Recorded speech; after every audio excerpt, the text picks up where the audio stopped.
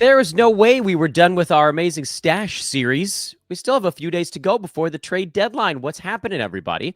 Welcome to Old Man Squad Fantasy Basketball. I'm Dan Vespris, and today we're going to be joined in about 60 seconds by the thunderous one himself, the great Dan Palyo. Before we do that, just want to remind you guys that the show is brought to you by Bet Online. It's Super Bowl week. This is the perfect week to get in with our buddies at Bet Online, the world's most trusted betting platform and your number one source for online betting. They have hundreds, I say hundreds of prop bets, MVP odds, exclusive in-game live betting opportunities, making Bet Online for Super Sunday your ultimate game day companion. Whether you're a seasoned fan or a first-timer, Bet Online offers you everything and more to enhance that game day experience. So visit the website today and make game day action count a little bit more. Bet Online, the game starts here. You can find me on Twitter at Dan Vespris, Old Man Squad on the Blue Sky Network. Hit that like button, subscribe, and also everybody give a big, I guess it'd be, here, we'll go float wave today. We'll go a big parade float wave to my good buddy, Thunder Dan Palyo. Thunder Dan, man, this is a fun week, is it not? It is. Yeah. I mean, Super Bowl week, plus we got, crazy amount of NBA stuff happening already, and still a few days left till the deadline. And I know you got to be excited about baseball. We always talk about baseball a little bit. I just finished writing my first baseball article of the year, so I'm excited for all of it, man. Bring it on. It's a great time. And for me, I'm just so thrilled that January is over because January was the absolute worst. And February is coming in with glory. February 1st, my hometown Lakers traded for Luka Doncic. I mean, that's a pretty good way to flip the script on a terrible January. Anthony Davis, obviously, to the Dallas Mavericks. De'Aaron Fox got traded to the Spurs. Zach LaVine to the Kings. The Bulls might actually be starting to blow it up a little bit. I mean, about time, yeah. What a wild time. But you know what? Today's about stashes. Before we get to that, everybody go follow Dan on social media. He is at ThunderDanDFS. He is, and I still don't know how you do this, NBA, MLB, NFL, DFS, betting, full season, all this stuff over at Rotoballer. You're also the 2021 FSWA Basketball Writer of the Year. I like the fact that you don't have a break in your calendar continues to astound and confuse me, but forget that for a minute. You have a plan for how this show is going to go today, and I couldn't be more thrilled than when a guest is like, I got this. So I wipe my hands. I do like the dealer, Vegas. Yeah, right. Dealer.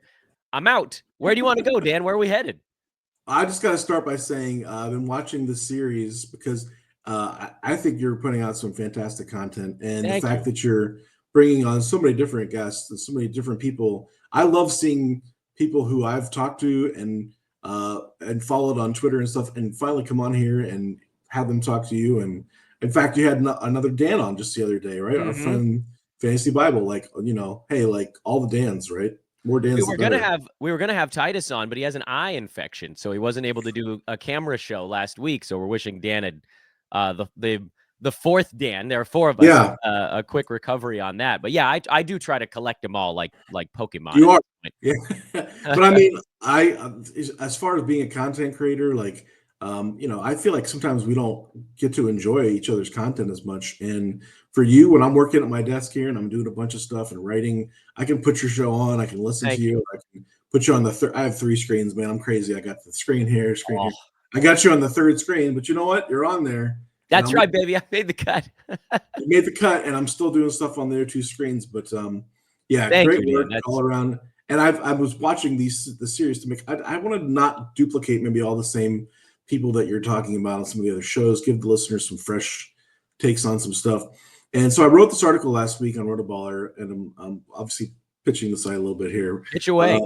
But I was trying to come up with not so much the angle was not just like stashing, but like young players who could be league winners who you could either acquire in a trade or kind of more like fleshing out their value rest of the season versus just stashing them. Of course, I posted on Reddit, and I get some people who are like immediately like, all these players are not even on waivers. What are you talking about? And I'm like, well, I'm not necessarily saying you can claim, Amen Thompson off waivers, right. But you can definitely potentially try to trade for him if you think that he can continue to put up top 15 to top 20 value the rest of the season. So that's where I'm going to go with this first segment is kind of, I want to gauge where you are on some of these guys who I've deemed to be exciting young players who have like, what I view an upward trajectory for the rest of the season.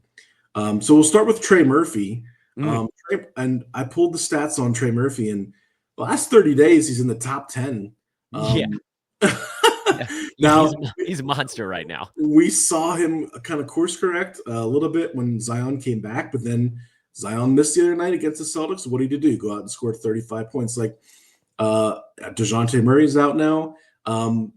Is Trey Murphy a guy that you could see finishing on this kind of top 25-ish? We'll expand a little bit trajectory, or is there a chance that they even rest him if they go full tank mode? Yeah, that's my first question. So the second half of your question there is the one that gives me a little bit of pause, because I think from just a straight fantasy standpoint, the DeJounte Murray injury was like the big shakeup that changed everything. Because like you talked about, when Zion came back, you knew there was going to be some kind of Trey Murphy usage hit. He was still going to be good, but it wasn't going to be like, oh, this guy's rocking top 15.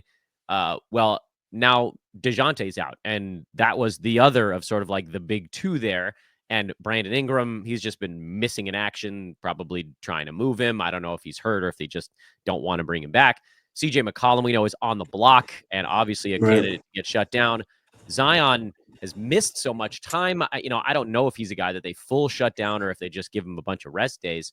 But Trey Murphy's still so young, and like they're losing whether or not he's playing. Will he go 38 minutes a night down the stretch on a team that's tanking? That's probably a bit of a reach. And like, he's shooting 51% from the field over the last month.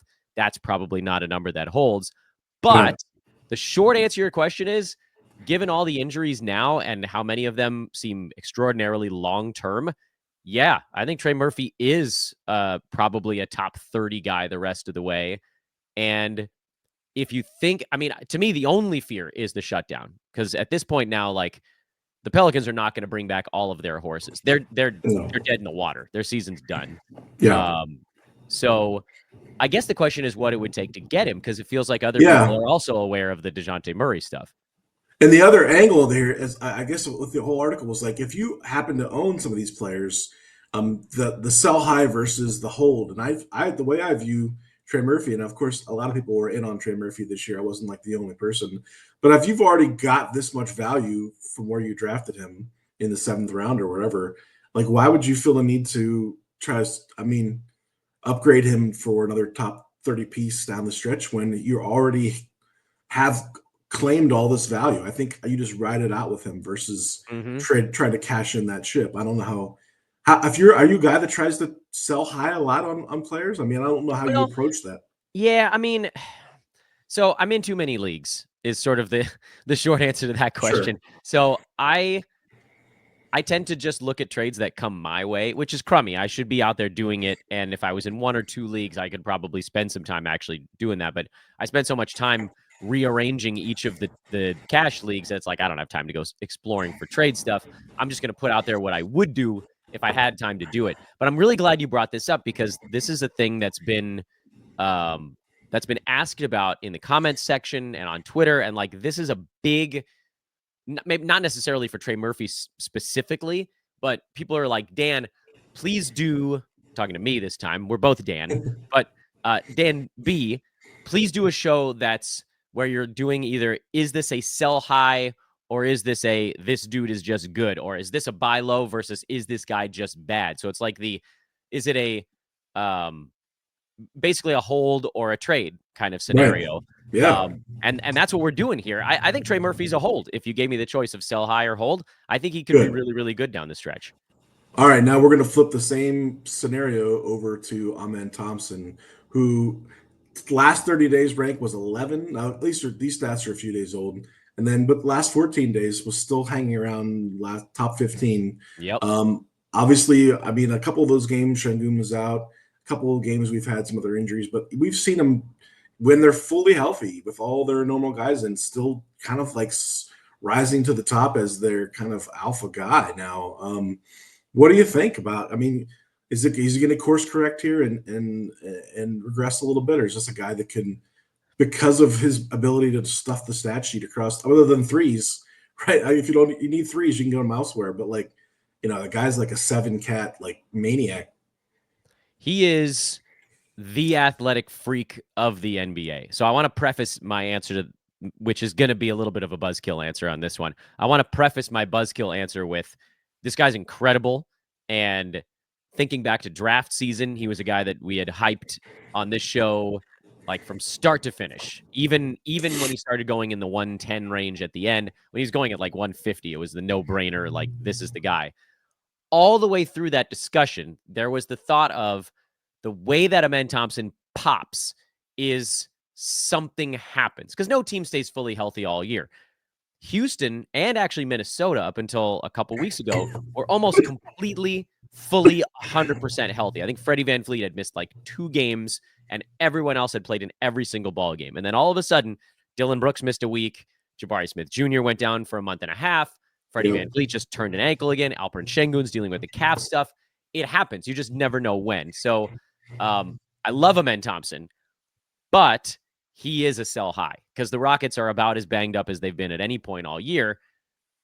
Your only question for me is, do you do it right this second when everybody's hurt, or do you do it when like 2 of the 4 hurt guys come back? I don't know if he continues to start when the team's at full health. I think there's a lot of discussion of like, did Jabari Smith Jr. get Wally pipped here? And is Amen just going to keep that job? I think they probably go back to their unit when they started the year because they were doing just fine. And I mean, does it mean a few extra minutes for Thompson? Here's the thing. He's playing almost 40 minutes a game over that last month that you just talked about. He's at 39. That's a lot of minutes. Yeah, he's at 39 minutes a night. That is, for a short term, sustainable because he's a young dude and he's a freak athlete, and like they've got to fill in the pieces with a lot of hurt players. But if or when the Rockets start to get their guys back, that's a number they're going to want to bring down a little bit. So I'd be aiming to try to get like a top 35, top 40 guy back for Amen Thompson. Yeah. I don't think I would settle for anything less than like a proven top 50 to 60 range guy. And even in there, it's going to have to be kind of like a name brand dude in that range. Right. Right. But I still think that qualifies as a sell high. So hopefully people don't think that I'm like trash talking. No, I mean, I don't think you're trash talking at all. It's really probably unsustainable. But the fact that we've seen him do it, I think, and obviously we're not talking about dynasty and other things like that. But right. Like the just dynasty, upward trajectory. I think we'd all sell our souls for him on a dynasty team. Yeah, right. I mean, there's upward trajectory. I think we do see him finish the year with more minutes and really just more when he's out on the floor. He's getting more usage. He's taking on a bigger role. I still think we see that trend continue, although it's probably not likely that he finishes with the same kind of ridiculous stats that he's been putting up lately. Yep. All right, I got a 2 for. Here you go. So this is a one or the other. Oh, 2 the next 2 guys that I wrote about, if you had to ride with one of these 2 guys for the rest of the season, are you going with Okongwu or the rookie Ware? They're both in the top 50 to 60 range over the last month. Obviously, with Okongwu, you have like the fact that Jalen Johnson's out and the Hawks are really undermanned inside now. But at the same time, you have like Miami with the Jimmy Butler saga. Yeah. And Ware playing next to Bam now and starting. It's like, I mean, both of these guys just ooze potential. And we've been waiting for this moment with OO for so long, right? For him to get the starting spot. But at the same time, like Ware's like what at least was for a couple weeks there, putting up some ridiculous numbers. All right, so there's I'll put it in your court. But between those 2, who do you see finishing on a higher note? I'm going to go Okongwu between those 2. And a lot of it just has to do with being an older, more sort of NBA ready player. And I know that's maybe oversimplifying a tiny bit. But again, when you look at this last month, for one, Ware is shooting 92% at the free throw line over that stretch. That's probably a number that comes down.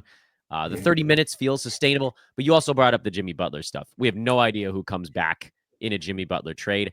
I think they want to keep rolling Ware out there, provided that like a power forward isn't the acquisition, which, like, what if it's Jonathan Kuminga? Although Jimmy Butler said he doesn't want to sign an extension in Golden State, what if that is ultimately where they send him? Does that create some sort of logjam there? So just a little bit of concern on who Miami starts the rest of the way. I don't think we have that concern with Atlanta. Clint Capella's to the bench. He's on the trade block. There are a lot of teams that need a center. He might not be a Hawk in the next 2.5 days. So I just think Okongwu's a little safer. I think the numbers he's putting up over the last month feel a bit more repeatable. But obviously, right this second, I love them both. I want them both on my fantasy team. Yeah. If I got to go head to head, I feel like Okongwu can sort of maintain that top 60 number, and Ware probably slides a little bit back, maybe towards 75 to 90. But again, both clear everyday 12-team guys. What about you? Yeah, I mean, I tend to lean Okongwu too, just because he's a little more of a proven commodity.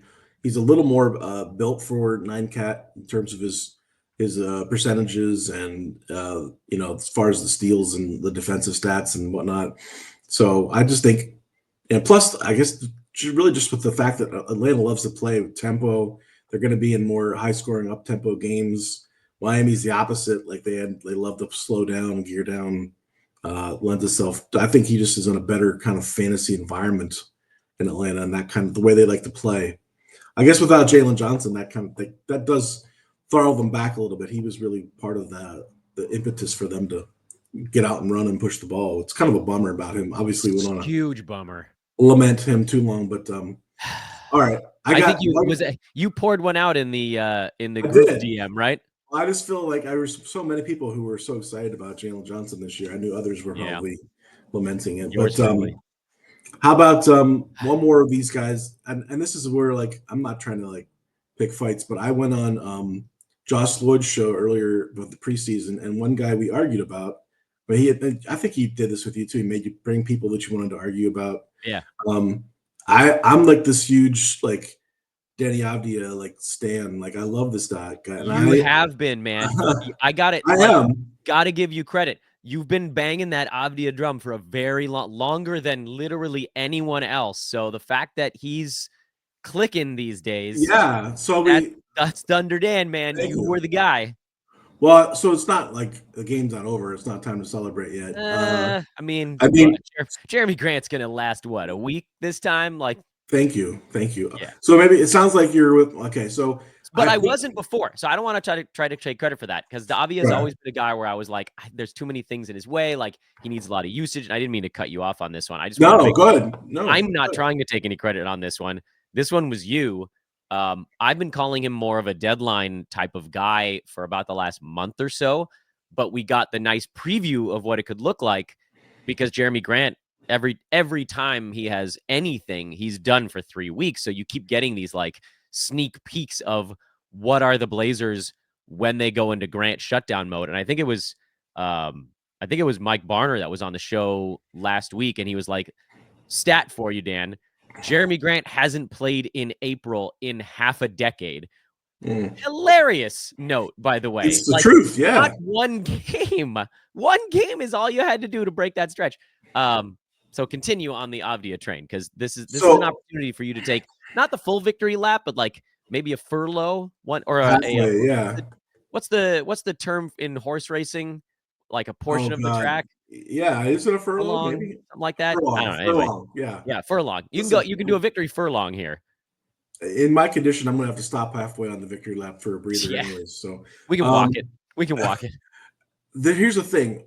And again, I'm not trying to call it. I love Josh, but like someone was in my Reddit thread, like Josh called him a sell high, and I'm like, well, I know he's going to call him a sell high because he's doubling down on his original take that Deni's not that guy, and my thing is this.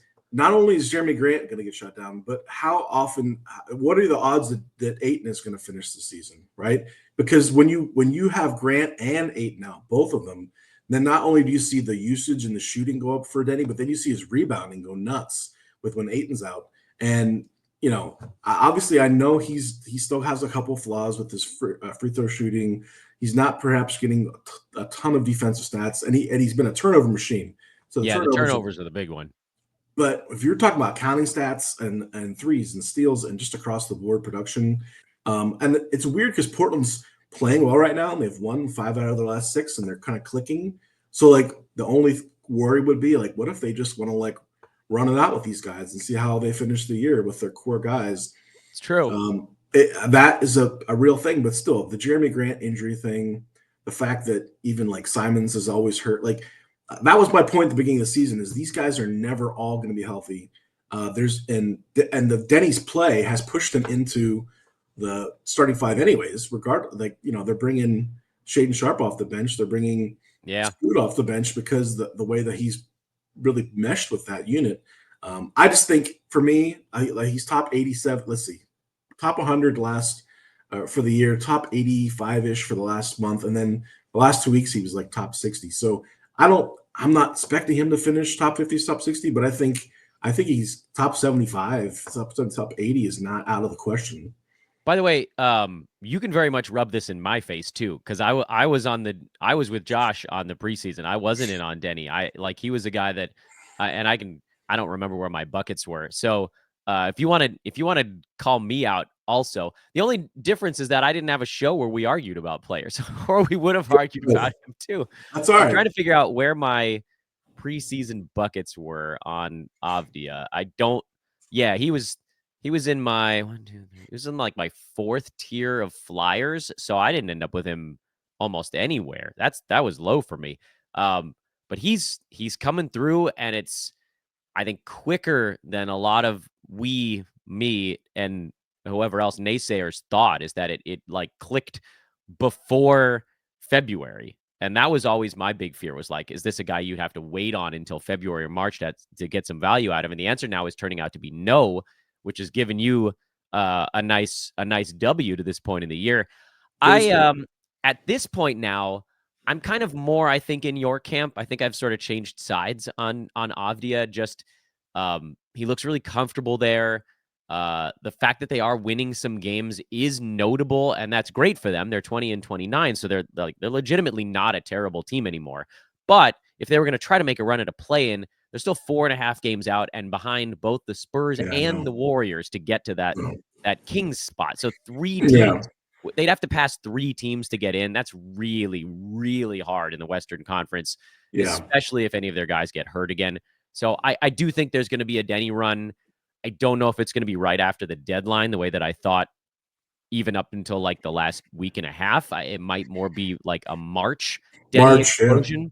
But he's doing enough right now that you can make a very strong and easy case to just have him until the next Jeremy Grant injury or the next DeAndre Ayton knee flare up or whatever that needs to happen to get him back up to that 50-60 range. Whereas when the team's fully healthy, he slides back down into like the 100 to 130, which, by the way, is like a very, very poor man's iteration of what just happened with Amen Thompson. Guys get hurt and dudes explode. Deni jumped a long way, but the aggregate, that's sort of what you're looking at. And now you're looking at an aggregate that's over a much shorter time span. We're 2 months left to the season now. Like, it doesn't matter the first 2 months of the year when the Blazers were more healthy and he wasn't doing quite as much. He's been great for the last month. He's likely to do similar stuff over the next 2 months. So I'm with you. I think I would hold on Deni, especially through the trade deadline now, just to see what happens with some of these guys. But you've got me, man. I'm a convert. I was off Deni early, and now I'm with you. It's the Blazers are just a fun team to talk about. I did talk a little bit about this, about Toumani Camara, in terms of another guy who every time I go to write my weekly waiver wire article, I'm like, why is he still available in like 65% of leagues? Like, that seems dumb considering he's like putting up these like Trevor Ariza type numbers, right? Like, I don't know if you have a better comp than that, but I mean, even when they're starting and he's just the 5th option, he's still rebounding, blocking shots, getting steals, hitting threes. If you don't care about points, like Toumani Camara has been top 100 the last month. Yeah, he's moved his way into my 2nd tier of trade deadline stash types for that same exact reason as the Avdija thing. I don't think the upside is quite as high as someone like Avdija because he's not a usage dude, but for 9-cat, he makes a lot of sense. The percentages kind of stink, but like, you just need, he's so close. He's like just a little bit of 1 or 2 shots a game away from being a consistent 9-gat performer. And it's very easy to find those 1 or 2 shots if Anthony Simons gets moved or shut down, if DeAndre Ayton gets moved or shut, if Jeremy Grant, and the list goes on and on and on. Right. But like he's right on the cusp of it right now. So those are the easiest guys to stash leading up to the deadline, or the dudes that are like what I like to refer to guys ranked between like 110, 150 as filler, where you could start them, it's fine, or don't, fine, doesn't matter. Doesn't really change your team fortunes all that much. But they're so close. Any one little thing pushes them into the you start them every day category. By the way, Dan, we're talking to Thunder Dan Palyo, Thunder Dan DFS on Twitter. You've been referencing an article that you wrote. Where can everybody check it out? Yeah, head over to rotoballer.com. This is the article I posted last Friday, basically talking about some of these young players who could explode and going through some of the scenarios that you and I have been talking about for each of these players. Rotoballer.com. Check out I posted on Twitter. I posted on Blue Sky, wherever you're hanging out. Basically, just want to hit on a couple more. I know we're pretty tight on time. More so for you than me in a rare twist. So yeah, where should we go? So two things. One, you mentioned kind of like a non-usage guy like Camara. This brings up another guy who's from the article, another guy that I actually heard our friend Josh Lloyd talking about the other day, who we're trying to get a sense of like what to do with him, and it's Jaden McDaniels. All right, so Jaden McDaniels, top 50 here in the last month, top 25 in the last few weeks. Are you buying this kind of breakout, or is it a little more fluky with the scoring? Yeah. So, I mean, we've seen the Jaden McDaniels thing how many times over the years, and then but this one feels a little different, and I think because of the let's actually throw him up on the screen. I've been forgetting to throw these guys' faces next to our get him up there. Bad tech work by me on this show. I actually think that he has changed gears a little bit. Just something about the way that the Wolves are playing is very different. So he's been empowered to a certain degree. Now, Randall's out and Naz Reid sprained a finger. He's questionable, and DiVincenzo's been out. And this is another team that had no injuries for 40 games. And now all of a sudden they're all hitting at the same time. So, last week or whatever, that's not a Jaden McDaniels number that's going to stick. But for about 3 weeks prior to that, he was rolling along at that kind of 75-80 range, which I actually am a believer that that's more what we might get the rest of the way with him. And I also think it's possible that other guys in the Wolves start to get hurt also, because they just, like, none of them did. And then there's going to be this kind of cascade. Like, everybody misses a game at some point, except for those couple of guys. So I don't think you can sell high on him, because I don't think anybody's going to trust Jaden McDaniels after years of, here comes here it is. So I would ride it out. I think that's the play right now with him, because you're not going to get anything close to what you might want. And I think we might have ourselves maybe conservatively like an 80 to 100 range guy going. So I'm into it. I'm excited for him. It seems like he's actually getting involved on offense a little bit lately. That's the thing. Like, when he's not doing anything on offense, his peripheral stats are enough to keep him in that top 100 range, because he's such a steals, blocks guy. He's obviously, a contributor in threes.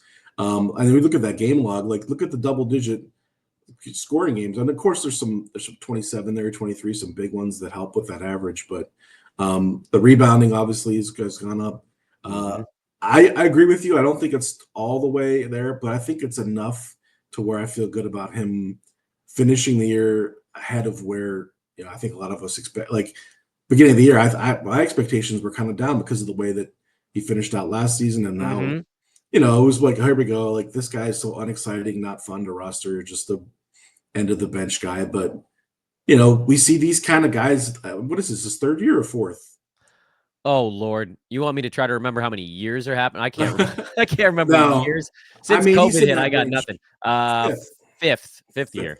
Still, but like, we're talking about a guy that's like probably 24 years old. Like, there's for some reason, there's always been these late bloomer type third, fourth, fifth year guys who just some flips and like it's just the experience of playing in the league, or they just lock themselves in the gym and shoot the basketball, or some kind of thing where they take a leap.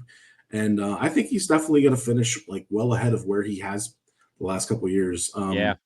Yeah, and he's just a nice guy to have on your team. He does not hurt you anywhere, right? He's just going to be a nice peripheral stats guy. And Yep. all right, I got one not? more. I got one more for you before we run out of time, because Okay. this is a guy who I like don't know if I just have this like kind of unhealthy obsession with, like I do with Deni, or if others really value him the way I do. It's not Jokic, but Jović, as in Nikola Oh, Jović yeah. from the Miami Heat. Okay, Love. top 100 last 30 days, top 80 last 2 weeks.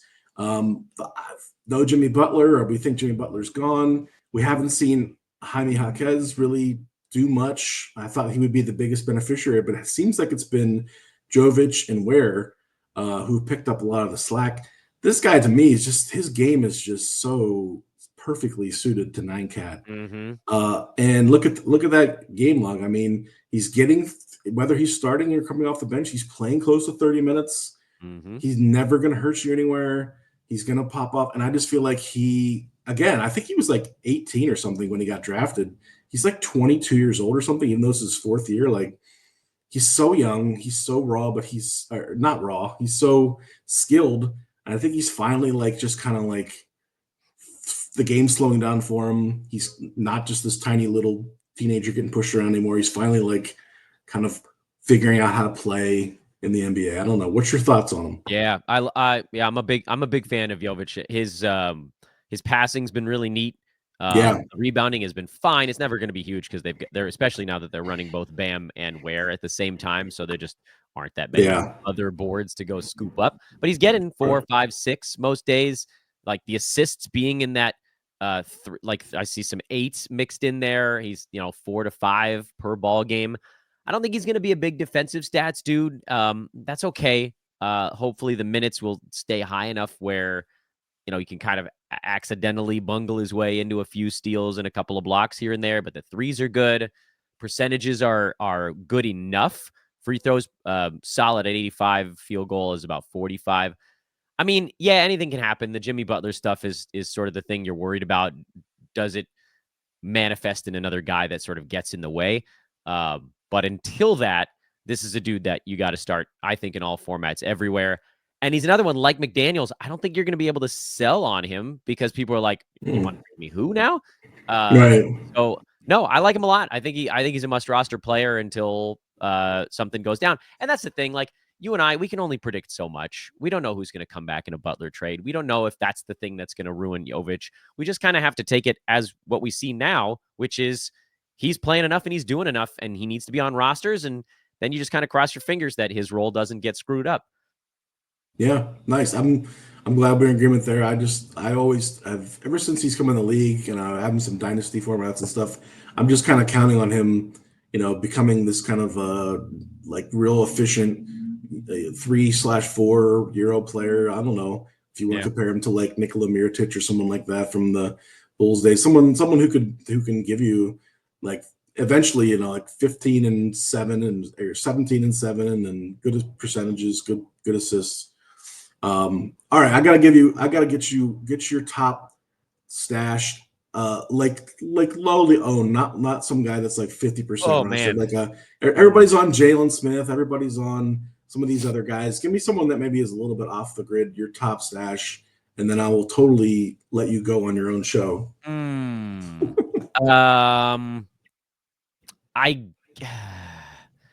I guess maybe Day'Ron Sharp in Brooklyn. He's Yeah, not on many rosters. Adam, a couple of folks last week brought him up, and he's of all the guys that everybody brought up, he's probably like one of the least rostered guys. If you wanted to go way down the rabbit hole, you're looking at like who would step up if like 3 dudes got traded off the Jazz. That's a mess though. I can't advocate using a roster spot on those guys because so many things need to happen for it to sort of break out. At least with Sharp, it's really only like one thing needs to happen. And then the ugliest stash on earth is Yusuf Nurkic, who's probably getting moved and no one's saying a word about him, but because he's just like Phoenix put him out to pasture. If he ends up someplace playing 25, and I hate Nurk. I didn't draft him anywhere this year because I find him obnoxious, and it seems like the Suns do too. Yeah. But I guess I think Sharp and Nurk would be my sort of like, and again, anybody that's listened to this show, they've heard all of these names, so that I got nothing left that no one's heard yet. Those twos are so wildly different though, because like I just looked and people are still hanging on to Nurk. He's still like 55% rostered on Yahoo, but like Sharp's like 5%. So like you can go get Sharp right now, but you're not going to probably get your Nurkic unless you're like a shallow format or something. That's awful. He should have been dropped ages ago. Right. I'll give you mine real quick and then I'll let you go. It's my guy from Chicago, and I don't mispronounce his name. The rookie. Oh, Buzelis. He obviously, I love his game, and we'll have to see what happens with Vooch. But even with Levine leaving and the fact that they're waving the white flag, I really hope they give him like 25 minutes down the stretch. I like his game so much. Yeah, he's an interesting one, and his minutes have trended up in these last two also. Definitely on the radar. Definitely Buzelis on the radar because he's supposed to block shots. That's what we heard. We haven't really seen it yet, but and maybe it's just, getting used to the NBA game, but there is a fantasy profile in that dude that's better than what we've seen so far. And unquestionably, I'm trying to think. I was looking at the list to see who, because I've been trying to keep track of who said who. Let's see who had. I'll figure it out later. I think Dan, more than anything with him, I'm sorry, I didn't mean to cut you off. He's just been playing in the background. Like he's never really been empowered to like go out there and be a creator or do anything on his own. But I think he has that in his game to be a guy that can pass a little bit, shoot, rebound, kind of do a little bit of everything like a Deni type. But he hasn't really. He's just been trying to blend in as a rookie and be the fifth guy out there. Thunder Dan. I know you got something you got to get to as well, so I'm punting you out of here. At Thunder Dan DFS on social media, my good friend Dan Palyo. Thank you so much, not just for coming on, but for the kind words at the beginning. I love having you on this thing. I'm a big fan. And I'll talk to you Thursday morning. You'll be on the live show. Yes, so much looking forward to it. Thanks for having me on there as well. Let's go. That's my good buddy, Thunder Dan. Love having Thunder Dan on the show. He's kind enough to say nice things about me, but it's Thunder Dan and all the guests that we've had that make these stash episodes what they are. It was something that I wanted to do like a week and a half, 2 weeks before I did it. But between the fires causing the evacuations and screwing up the schedule over here, and then the whole family getting the flu, but mostly me getting the flu and not being able to sit up for 3 days, I got set back by about 2 weeks. And so that's why these stash episodes are running right up to the beginning of basically right up to the deadline. We're going to be airing them. And the problem there is, of course, I don't know that I want you guys using your moves this week to stash more dudes, but that actually, so the fact that Thunder Dan had sort of like a different pathway for this show works out really well because it was more about trades. It was more about, is it a stash buy? Is it a sell high? Is it a sell low? Is it a buy high? These kind of things all came into the mix. And then I did appreciate, and by the way, rightfully so, Thunder Dan was kind of on an island calling for Deni Avdija, and I said, I don't know, bud. And Avdija's been good, but so he's converted me now. I'm a Denifile. That's right. You can be a Denifile. Friends, check out our buddies over at underdogfantasy.com. Underdogfantasy.com. Sign up today using promo code OLDMAN, or just click the link in the show description. That's got the referral link built in. And I'm going to pause the video on your screen right now because you can see all you got to do is pick higher or lower on 2 or more players on a pick'em card, and you can 3x your initial bet, 5, 6, 10, 20, 25, 40, 80, depending on how many names you put on your pick'em projection chart. And it's just like you don't have to worry about the DFS side of things. You don't have to worry about mixing and matching players based on pricing. Whatever players you've got a good feel for, just go higher or lower on the numbers that Underdog puts out on their daily projections. And if you hit them, boom, you take home a victory. It's that simple. Use promo code OLDMAN, again, or click the link in the show description. You can get up to $1,000 in deposit match bonus cash. That is a 50% clip. You can also get a free play on your first entry so that you only have to pick one instead of two to actually make your Pick'em card a legal play on the site. And right now, they also have a Super Bowl wager that's basically a no loss. If it loses, they credit your bet it back. They credit your wager back as credits, and then you just get to play it again. So it's basically a free roll. Great stuff going on at underdogfantasy.com. We're super happy to have them aboard. Go check them out today. Subscribe to the channel, you jerks. You made it this far. Obviously, I love you all. You guys are amazing. At Dan Vespers is how you can find me on Twitter. Old Man Squad on Blue Sky. Thunder Dan DFS, again, was where you can find Dan Palyo on the various socials. Hit that like button. Hit that like button on our trade deadline show that's coming up in a couple of days that Thunder Dan will be on at 7:30 a.m. Pacific time. That's our second half an hour window. It's going to be a 5.5 hour show. We're just running straight through. It's going to be so much fun. Again, big thanks to Dan, all the Dans that we've had on the show. More stash shows coming up over the next 2 days, and then we'll have Deadline Thursday where you know what we're doing that day. I am Dan Vespers for Old Man Squad. Later for now.